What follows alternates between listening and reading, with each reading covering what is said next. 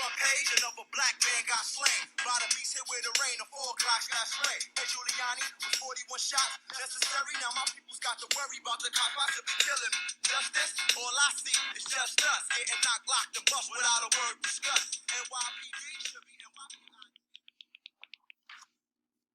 So if you've been living under a rock, or you've been down a Fortnite hole or something, and you haven't seen, the United States is on fire right now.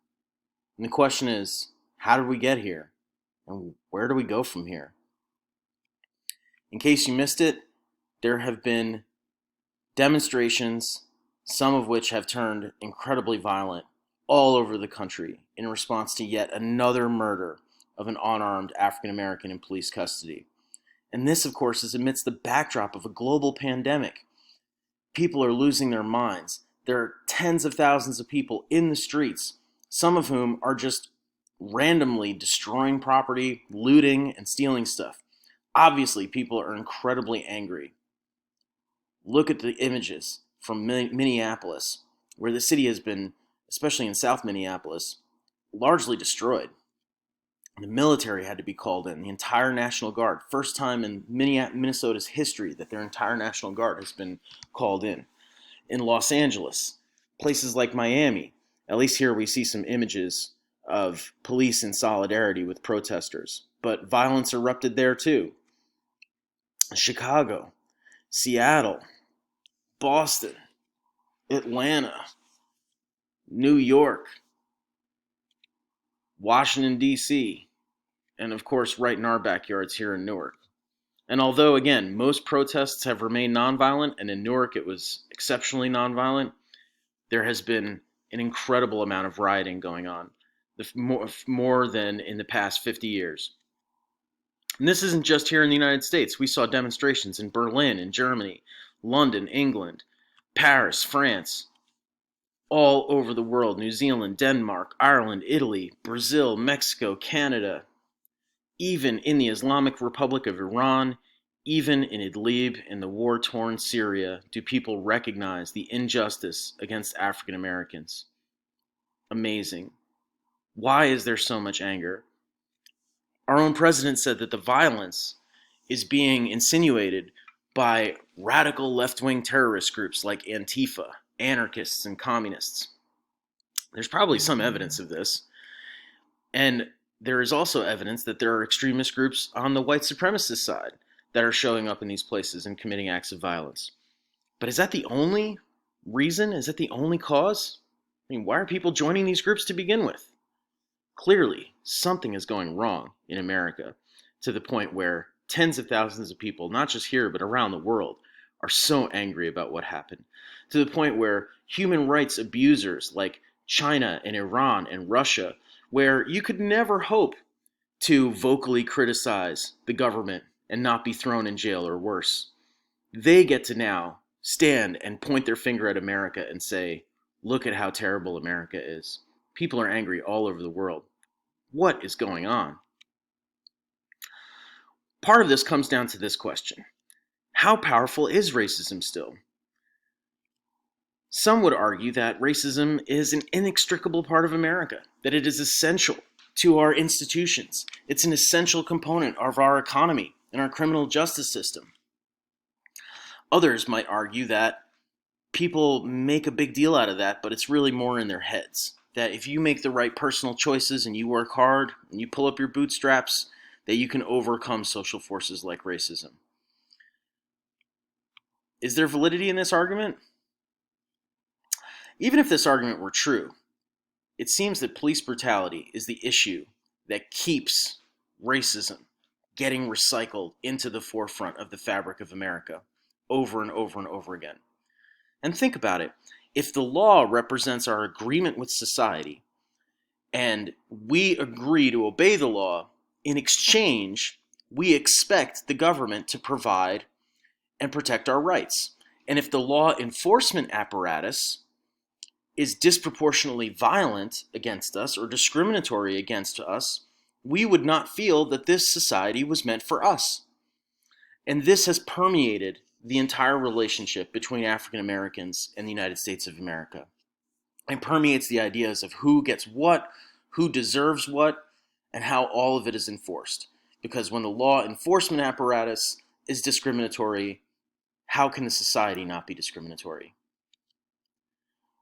So let me analyze this in a little bit more of an academic perspective.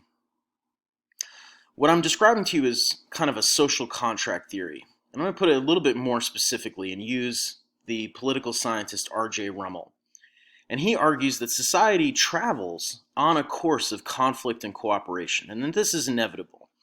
But what creates conflict is when the expectations that people in society have of the people in power are not being met. And that will produce conflict. Now, that conflict can restructure expectations, and then a gap starts to develop between those expectations again. And as time passes, we have more conflict, and the expectations have to be restructured again. Now, Rummel describes this as kind of a helical structure where we go through conflict, cooperation, conflict, cooperation, conflict, cooperation. But we can come to a point where the conflict is so bad that the state can collapse, the agreement can be sheared, and basically we have to start society all over again. Here is where everything just collapses and we have to rebuild completely. So these expectations are especially sensitive when it comes to property. Who gets to make how much money? Who gets to charge what? Who owns the means of production? If we have a situation where we feel like we're doing our part and we're going to get rewarded with a reasonable material lifestyle, then we're going to buy into society a lot more. But when not, when there's various kinds of unequitable conditions, people are not going to believe in their social compact anymore, and you're going to have chaos. You're going to have violence. You're going to have the kinds of situations that we're seeing today. So how do we create peace? Well, according to Rummel, cooperation happens when expectations of the subjects are congruent, work in relationship with this balance of powers, that is only achieved by conflict. So this begs the question, can America use this moment to rebuild a new kind of agreement that people can believe in? How can we do that? All these people that are disaffected and angry and in the streets, so many young people, black and white, Latino, all kinds of people are in the streets and angry right now. Can America provide a new deal that people will actually believe in? This is the challenge of this moment in history. So, if we're going to answer this question, it's useful to look back at how we got here, to go through it real quickly at least. But the African American experience in America is recognized around the world as absolutely horrific. From the grueling and horrific conditions of the Middle Passage slave ships to the dehumanizing and just absolutely deplorable treatment of blacks at the auction block. First, they were brought into this country to farm tobacco. And when that became less and less profitable, fewer and fewer slaves came in. But by the 1800s, when cotton became king, African Americans were brought in by the thousands.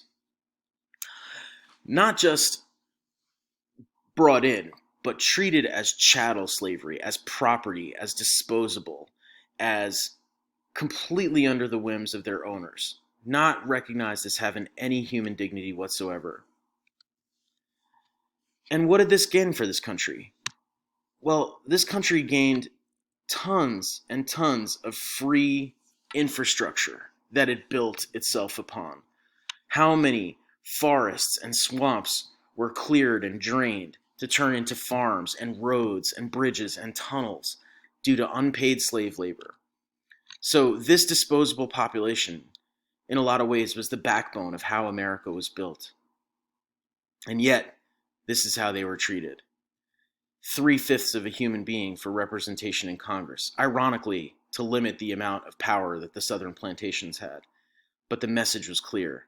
This society was not meant for Africans. They were seen as subhuman and inferior by most people of European descent. And yet, they're so essential to the wealth that was generated in this country. We fought a civil war in the 1860s where 600,000 Americans died to try to end this division over slavery. What resulted was the 13th Amendment, which abolished slavery forever, hopefully. and the 14th Amendment, which guaranteed equal protection under the law. But the results were clearly mixed. You might argue that some of the successes of the 14th Amendment were actually applied to corporations, as in the late 1800s, Supreme Court cases granted corporations personhood with individual rights.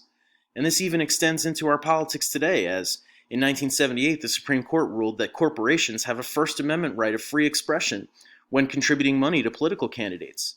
So they're able to put huge amounts of money into both parties to control our legislative priorities and actions. Yet, African Americans have been historically disenfranchised. How were these laws, this amendment, applied to black people? Well, look no further than Plessy v. Ferguson and the justification of segregation. This is how human rights was seen for black people.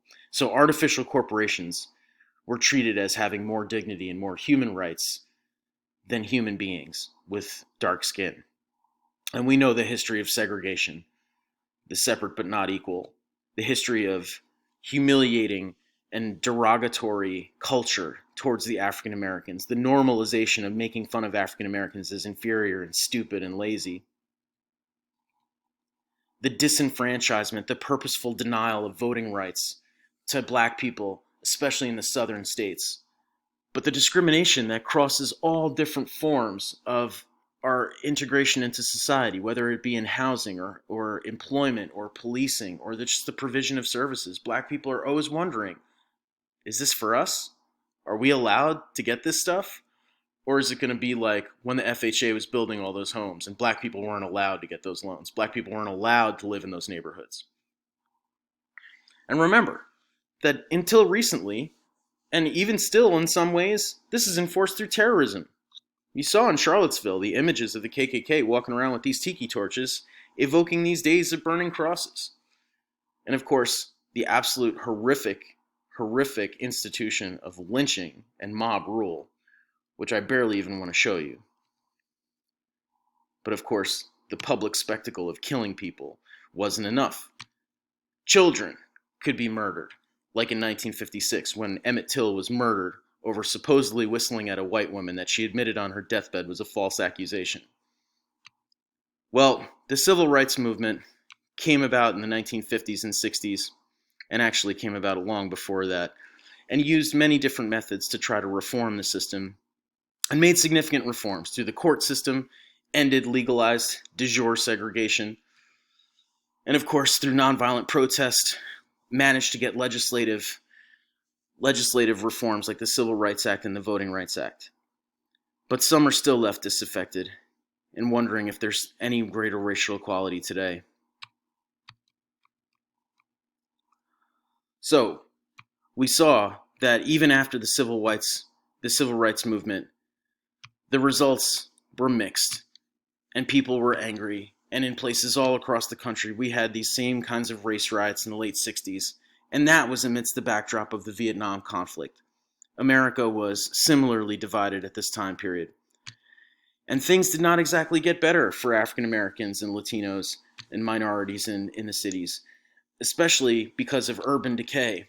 By the 1980s, the crack problem emerged and just absolutely decimated cities and left many people involved in the drug trade and with very few alternatives. Into the 1990s, policing became much more and more aggressive. Under the Bill Clinton administration, hundreds of thousands of new officers were put on the streets. Mass incarceration was coupled with a privatization of prisons, so there was now a profit motive to put more and more people in jail. In places like New York, laws began becoming enforced in much more strict and almost arguably tyrannical ways, with the broken window theory that if you enforce small crimes, big crimes will go away. So people started getting stopped and frisked frequently. By 2011, there were 685,000 stop and frisks just in 2011 in New York City. 90% of them were Black and Latino. And this really was part of a process of racial profiling that was endemic in police departments and is only just starting to become reformed today. So, why, again, do people not recognize this issue? In the next part, I'm going to talk a little bit more about more specific and concrete details, lives that have been lost due to this problem.